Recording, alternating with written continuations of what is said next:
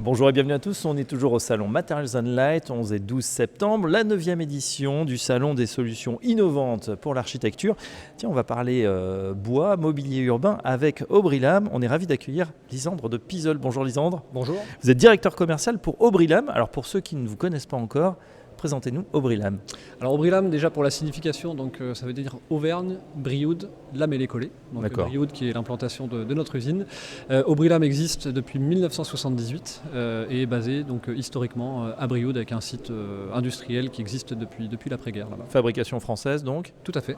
Alors je le disais, mobilier urbain, espace extérieur, oui. Quel type de mobilier on peut trouver chez Aubry-Lam? Alors toutes sortes de mobilier donc, qui s'adaptent du coup aux espaces publics. On n'est pas sur le domaine effectivement des sites privés, enfin en tout cas privés on va dire à grande échelle, c'est des sites qu'on peut faire.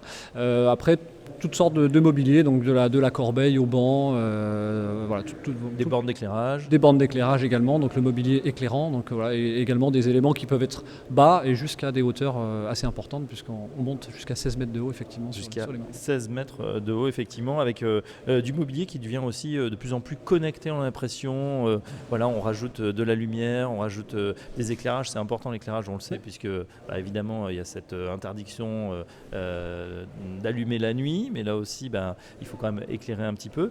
Je voulais avoir votre opinion sur le sourcing. Bien sûr, c'est une question qu'on se pose parce que dès qu'on parle bois, on se dit on sait qu'on est en France, on a beaucoup de bois, mais vous cherchez un type de bois très particulier. Expliquez-nous. Tout à fait. Alors, nous sommes effectivement soumis au marquage CE, donc les mâts que l'on fabrique ont ce certificat, et ce certificat nous impose effectivement un sourcing. Donc, c'est nous qui avons travaillé sur cette certification. Nous impose un sourcing en fait du coup en Finlande où les arbres ont une croissance lente et ce qui leur donne en fait du coup cette on va dire durabilité que l'on recherche. Pourquoi c'est plus lent en Finlande qu'en France par exemple? En fait c'est soumis au stress du coup de la météo du coup finlandaise, donc avec une croissance, des cycles de croissance voilà, très, très contraints, et donc des cernes, ce qu'on appelle les cernes, donc 1 an de croissance du coup sur le bois, qui sont très rapprochés. Donc c'est ça qui donne la durabilité, plus près des pôles, les arbres ont une tendance à pousser de manière très verticale. Donc on a des bois dont on peut utiliser on va dire un bon volume et une bonne qualité de bois structurel. D'accord. Au niveau justement de vos clients, qui sont-ils? Les communes, les collectivités locales? Alors effectivement, beaucoup les collectivités locales, les communes. Après, ça peut être également des sites privés. On avait équipé notamment Roland Garros, pour ne pas le citer, donc voilà, site privé, oui. Mais toujours sur des espaces en tout cas extérieurs. Le nouveau stade de Roland Garros? Tout à fait. Très bien. On regardera ça. Ces communes, elles sont, c'est vrai, de plus en plus attentives au développement durable, c'est-à-dire à avoir ce mobilier urbain, mais qui va durer dans le temps et qui répond à des normes aussi environnementales. Tout à fait. C'est le cas pour vous? Vous pouvez leur assurer cette traçabilité et cette sécurité dans l'approvisionnement? Tout à fait, tout à fait.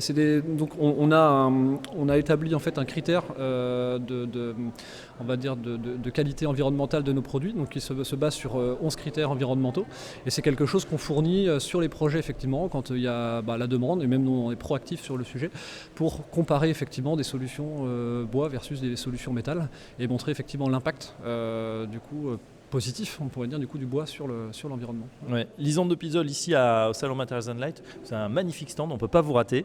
C'est important pour vous de marquer le coup là au 104 pour cette 9e édition, et par rapport à vos clients, peut-être à vos prospects, d'apparaître comme ça, comme un des plus gros stands du salon?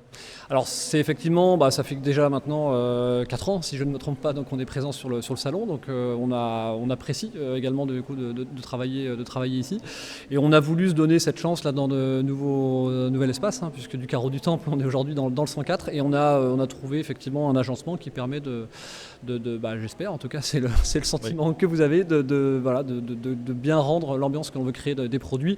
L'idée était de créer une sorte de place en fait un petit peu urbaine, comme si on était dans un projet en réalité en fait. Effectivement, c'est très réussi pour ceux qui passent par le 104 durant ces 2 jours, 11 et 12 septembre. Voilà un très beau stand Aubry-Lam qui démontre, alors peut-être pas toute la gamme, mais en tout cas pas mal de produits phares, et c'est extrêmement intéressant. Voilà en tout cas Lisandre de Pizeul, un grand merci pour cette présentation d'Aubry-Lam. Je rappelle que vous êtes le directeur commercial, et puis on vous dit peut-être à très bientôt sur Materials and Light. Merci à vous.